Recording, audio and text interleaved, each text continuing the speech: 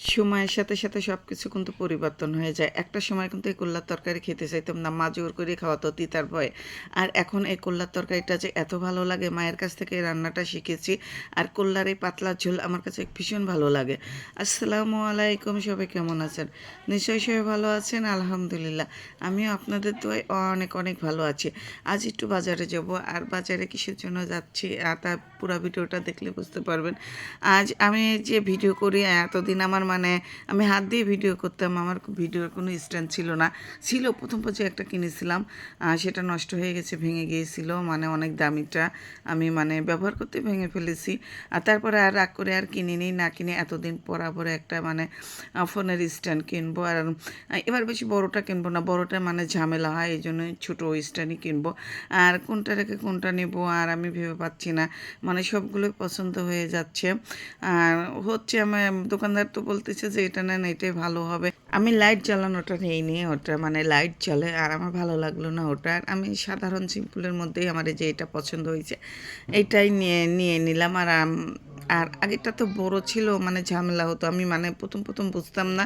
আর এবারের জন্য ছোটো নাই নিয়েছি, আর ছোটোটা নিয়ে আমার অনেক সুবিধা হয়েছে, আমার ভালো লাগতেছে।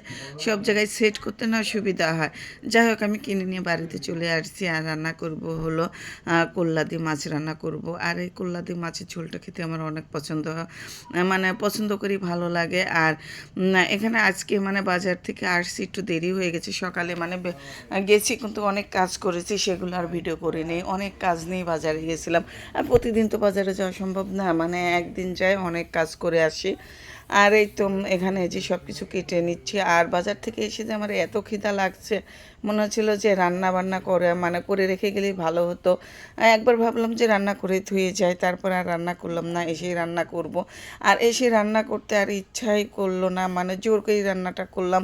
যাই হোক, শর্টকাটে রান্নাটা করলাম, বেশি মানে ঝামেলার মধ্যে যাইনি। এক তরকারি দিয়ে ভাত রান্না করেছি। আর এখানে যে আমি কল্লা রান্না করব, আর কল্লাটা আমার কাছে ভীষণ ভালো লাগে। আর এই যে এখানে ময় মশলা সব কিছু কষিয়ে নিচ্ছি। আজ আমি মাছ ভাজি করে রান্না করব না, সময় নেই, ভালো লাগতেছে না। মাছ ভাজতে অনেক সময় লাগবে, এই জন্য মাছটা ভাজি করে নিয়ে মাছ কষিয়েই রান্না করব। আর কষিয়ে রান্না করলে কিন্তু খেতে ভালো লাগে। আর এখানে আমি যে পাঙাশ মাছ রান্না করব। আর এই তো বাজারে গিয়েছিলাম, বাজারে অনেক ধরনের মাছ নিয়েছি, ওগুলো মানে কাটিনেই রেখে রেখে দিয়েছি। আর এই মাছ আগেরই ছিল, মানে আগের আনাই ছিল, এই মাছই রান্না করতেছি। আর এই মাছটা ভিজে রেখে গিয়েছিলাম। আর যাই হোক, আমার ময় মশলা কষিয়ে কলাগুলো দিয়ে ভালোভাবে কষিয়ে যে পানি দিয়ে, আর এখানে পাঙাশ মাছ নিয়েছি। আর পাঙাশ মাছ দিয়ে করলাম মানে ঝোলটা, পাতলা ঝোলটা এত মজা হয়েছিল, আর খেতে এত মজা লাগছে আমার কাছে। সবাই ভালো থাকবেন, সুস্থ থাকবেন। আজ এই পর্যন্তই। আল্লাহ হাফেজ।